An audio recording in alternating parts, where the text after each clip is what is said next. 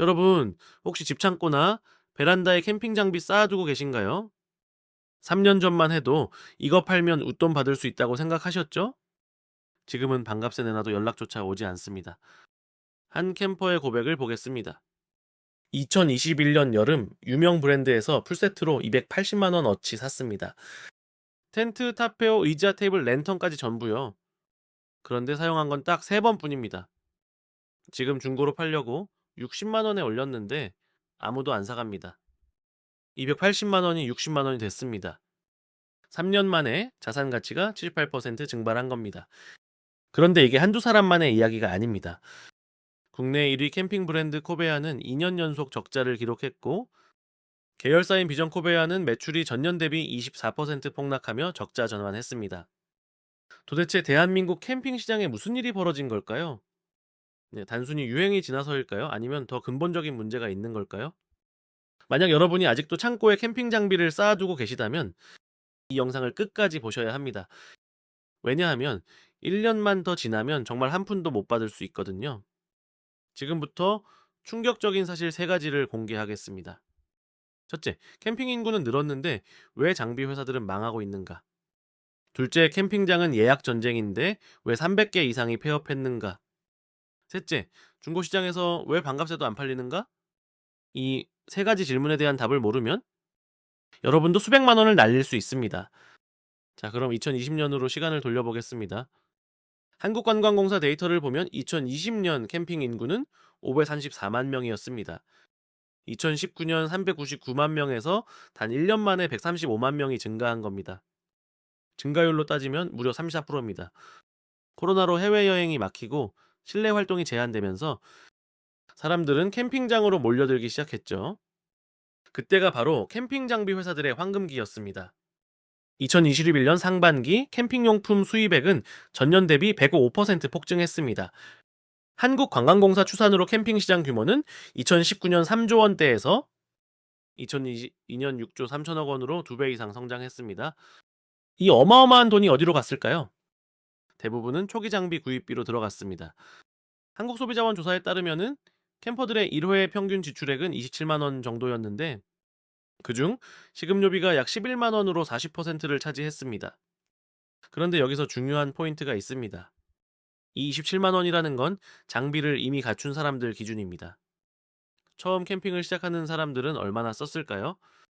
제대로 된 텐트 하나에 최소 60만 원에서 80만 원, 여기에 타프, 의자, 테이블, 침낭, 조리도구까지 구색을 갖추면 적게는 200만 원, 많게는 300만 원 이상 들어갑니다. 소형차 한 대 값이 캠핑 장비로 나가는 겁니다.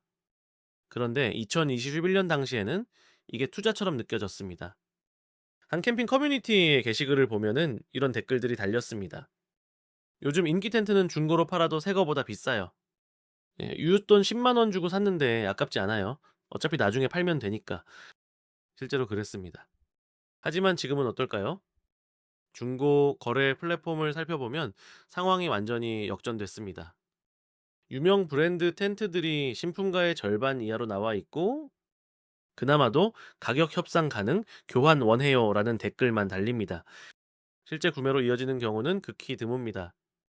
한 판매자는 이렇게 호소합니다. 이제 3년 동안 딱 9번 썼어요. 새거나 다름없는데 왜 안 사가시나요? 네, 원래 가격의 20%만 받으려고 해요. 그래도 관심 없나요? 업로드한 지 한 달이 넘었지만 조회수만 쌓이고 연락은 없습니다.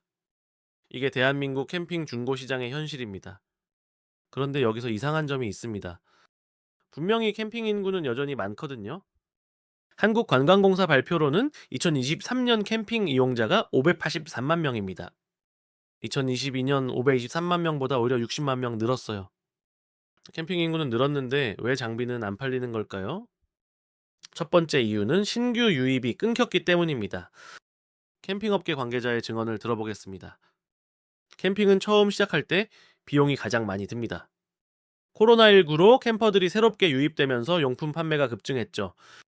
하지만 최근엔 신규 유입이 거의 없어요. 기존 캠퍼들만 계속하는 겁니다. 이게 핵심입니다.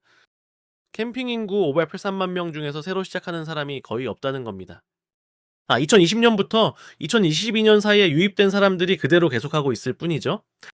그런데 이 사람들은 이미 장비를 다 갖췄습니다. 더 이상 살 필요가 없는 거예요.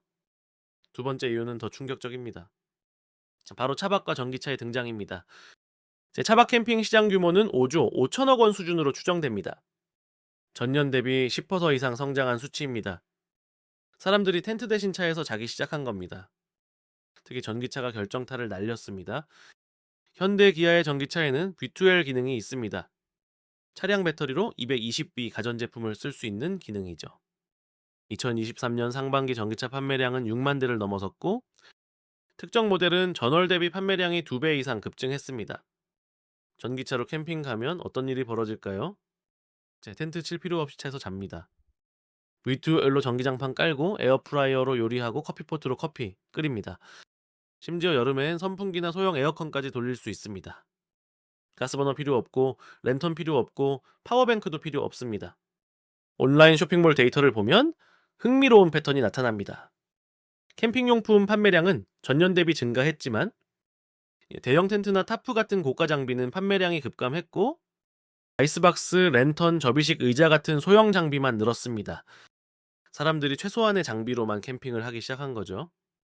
세 번째 이유는 알리익스프레스의 습격입니다. 제가 한 캠핑 커뮤니티의 게시글을 보겠습니다. 국내 유명 브랜드 의자랑 똑같이 생긴 제품을 알리에서 샀어요. 가격은 10분의 1 수준이었는데 품질 차이를 모르겠어요. 야, 1년에 한두 번 쓰는 사람한테는 이게 훨씬 합리적이네요. 댓글들을 보면 공감하는 사람들로 가득합니다. 저도 그렇게 샀어요. 국내 브랜드는 너무 비싸요. 어차피 자주 안 쓰는데 왜 비싼 거 사나요? 이런 소비자들이 늘어나면서 국내 캠핑 용품점들은 줄줄이 폐업하고 있습니다. 한 업계 관계자의 증언입니다. 유명 브랜드가 작년까지 높은 가격에 팔던 텐트를 절반 가격으로 할인 판매 시작했어요. 지난해 많이 제작했는데 올해 시장이 얼어붙으면서 재고가 쌓였거든요. 납품가보다 낮은 가격에 판매하는데도 잘 안 팔려요. 실제로 코베아의 최근 실적을 보면 상황이 얼마나 심각한지 알 수 있습니다.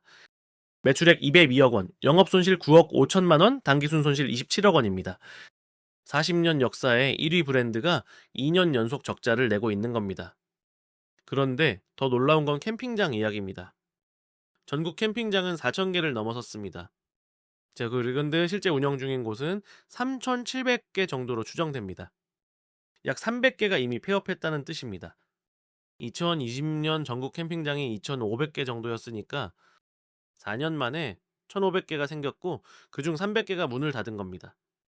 생존율이 80%밖에 안 됩니다. 왜 이런 일이 벌어졌을까요? 수요는 있는데 공급이 너무 많이 늘었기 때문입니다. 게다가 캠핑장들이 가격을 너무 올렸습니다. 한 캠퍼의 경험담을 들어보겠습니다. 2021년에 자주 갔던 캠핑장이 주말 1박에 45,000원이었어요. 그런데 지금은 같은 자리가 8만 원입니다. 거의 2배 가까이 올랐어요. 거기다 추가 옵션이 붙습니다. 기본 인원 초과 시 1인당 추가 요금, 차량 2대면 주차비 추가, 샤워 시설 이용료는 별도로 받습니다. 옵션을 다 붙이면 10만 원을 훌쩍 넘어갑니다. 한 가족이 주말에 캠핑 한 번 가는 비용이 12만 원 이상인 거죠? 이 돈이면 뭘 할 수 있을까요? 괜찮은 펜션이 비수기 기준 15만 원 정도입니다. 에어컨, 온돌, 화장실, 주방이 다 있습니다. 캠핑장에서 12만 원 내고 흙바닥에서 자는 것과 펜션에서 15만 원 내고 편하게 자는 것 중 어떤 게 나을까요? 당연히 펜션을 선택하는 사람들이 늘어났습니다. 게다가 해외여행이 다시 열렸습니다. 국내 여행객은 소폭 증가했지만 해외 여행객은 코로나 이전 수준을 거의 회복했습니다. 한 캠퍼의 댓글이 이 상황을 정확히 보여줍니다. 캠핑 장비 사고 캠핑장 가는 돈이면 동남아 왕복 항공권 사고도 남아요. 같은 돈으로 해외에서 편하게 쉴 수 있는데 왜 고생하나요? 실제로 저가 항공으로 일본이나 동남아는 왕복 10만 원대부터 가능합니다. 가족 단위로 가도 캠핑 장비 사는 것보다 훨씬 저렴합니다.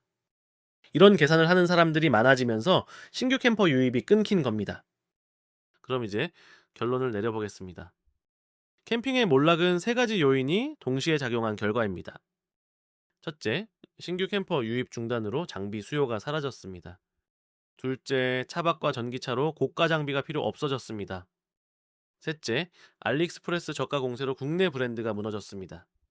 이 세 가지가 합쳐지면서 40년 전통 기업도 적자를 면치 못하고 300개 이상의 캠핑장이 폐업하고 중고시장에서는 반값에도 팔리지 않는 상황이 된 겁니다. 그럼 우리는 어떻게 대응해야 할까요? 세 가지 제안을 드리겠습니다. 첫째, 지금 당장 안 쓰는 캠핑 장비는 팔아치우세요. 1년만 더 지나면 정말 한 푼도 못 받을 가능성이 큽니다. 지금이라도 절반 가격에 팔면 그게 다행입니다. 한 판매자는 280만 원 어치를 60만 원에 처분했다고 합니다. 손해지만 영원보다는 낫다고 판단한 거죠. 둘째, 앞으로 캠핑을 시작하려는 분들은 최소한의 투자만 하세요. 차박이나 글램핑부터 시작해서 정말 캠핑이 맞는지 확인하세요. 확신이 서면 그때 저렴한 제품부터 구매하세요. 국내 브랜드 제품은 가성비가 떨어집니다. 품질 차이를 못 느낄 거면은 저렴한 제품을 선택하는 게 합리적입니다. 셋째, 캠핑장 창업은 절대 하지 마세요. 지금 시장은 공급 과잉 상태입니다. 수십억 원 들여 만든 캠핑장이 절반 가격에도 안 팔리는 게 현실입니다. 퇴직금 털어서 캠핑장 만들겠다는 생각은 정말 위험합니다. 이미 300개가 문 닫았고 앞으로 더 늘어날 겁니다. 캠핑의 몰락은 단순한 유행의 변화가 아닙니다. 시장 구조 자체가 완전히 바뀐 겁니다. 신규 유입 중단, 차박 전환, 중국산 저가 공세. 이 세 가지가 동시에 작용하면서 전통적인 캠핑 산업을 무너뜨렸습니다. 앞으로 살아남을 건 초저가 시장과 초고가 럭셔리 시장뿐일 겁니다. 중간은 사라집니다. 여러분의 선택이 남았습니다. 지금 팔 것인가? 영원히 될 때까지 기다릴 것인가? 이 영상이 여러분의 현명한 판단에 도움이 되길 바랍니다. 구독과 좋아요는 더 좋은 콘텐츠를 만드는 힘이 됩니다. 감사합니다.